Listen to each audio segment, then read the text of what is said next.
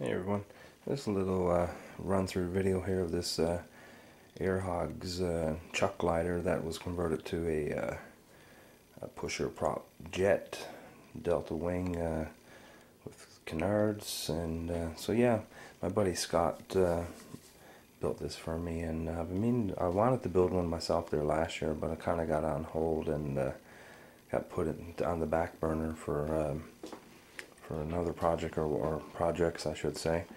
Sometimes trying to do one or two at the same time. You know how it goes.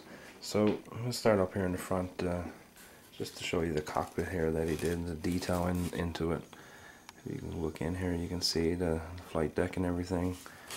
And the little pilot there is made out of ply, and I think it's like something printed off the computer and taped to it.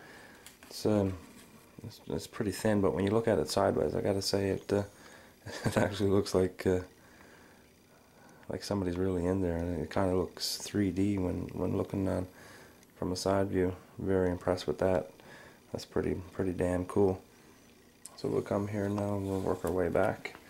And this is where the RX bay is here. I got my receiver and the ESC stuff down here. It's armed here, so I'll just be careful with the throttle. You can see using the orange RX as usual, and down here I got a 30 amp ESC from RC Timer, and so that's in here. There is some ventilation here. When we get to the battery bay there on the bottom, I'll show you how it is and whatnot. So I'll just put this back up here. Trying to do this with one hand. So you see here, I put a little piece of tie wire and a little rare earth magnet, a little piece of tape, so I can grab a hold of. It's not super strong, but I think it'll be good enough to hold, because the airflow going over will keep it down anyways. Using 9-gram servos. We come down along here. I added black duct tape to the leading edges here, just to give it a little bit of a sharp look to it, and it actually looks like real aircraft de-icing boots. If you've ever seen an aircraft or whatever, I don't know, it's just the texture of it. It looks like de-icing boots. So yeah, they look pretty cool. For the ailerons, it's doubled up ply, and for the hinges, I think Scott was saying he used strips of cotton. So it's the first time I ever seen that, but it's pretty strong. I'm trying to get this to stay in here now. It's not on the pressure on the ailerons. But yeah, they're in the strong. They're not coming out. Back to the business end of it. I had an old Inrunner that was in an old Extra 300 that I had. It's a 5400 kV, and it's geared down anyways, and I have an 8.4 direct drive prop on. And Scott made this little pretty good little idea of this little skid here, just to protect the gear drive on landings or whatnot, and the hole accessible if I wanted to change it out. You can get right at the screw there. Pretty cool idea. And so if I can just lay it down for a second, just give it a front view here. It's it looks pretty cool, I gotta say. I think it's gonna fly great. The CG is perfect, and I'm gonna flip it around here now. But yeah, the CG is good, and so hopefully now we get a decent day. The weather's been crap around here lately. So we come down to the bottom, and I put a little hole here just as a finger. As you can see, if I can pick it up, just something to put your finger in to get a little grip, because it is kind of to chuck it is going to be quite the task. And we're so flat there and big. So anyways, just figured I'd try that.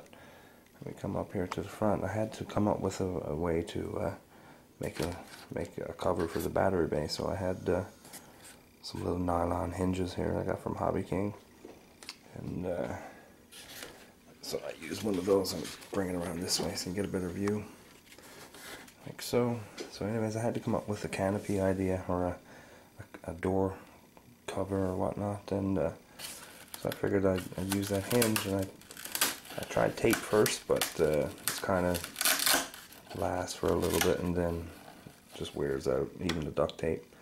So I put that on the hinge like so, and use some Velcro. Use the fuzzy side on that side, and just had two little pieces of the hook side here.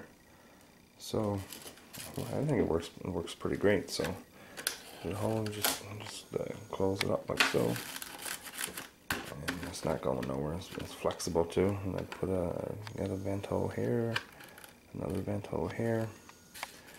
So just grab it like so. It opens right up.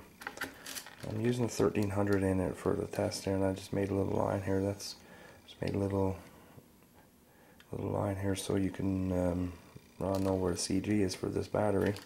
And when it's on that there, it's spot on. I got it back a little bit right now. So most all my batteries have fuzzy Velcro, and so I put the hook side down here in the bottom. Put it in like so. Tuck the wires in best you can. It is pretty tight, so it kind of needs to be flat like so. And when you close it up here, it's pretty good. Keeps it in. So yeah, I forgot to show you the vent here. Oh, a piece of my Velcro just fell off. Great. Okay, well, CA isn't so strong as what they say, eh?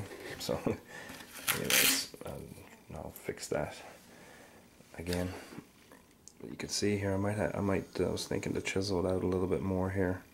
You can see the front of the ESC here, but still should get good ventilation here coming in through, and the chamber goes all the ways down through and comes out the motor end. It's not a very big hole, but it's enough to keep the airflow moving instead of getting trapped inside somewhere.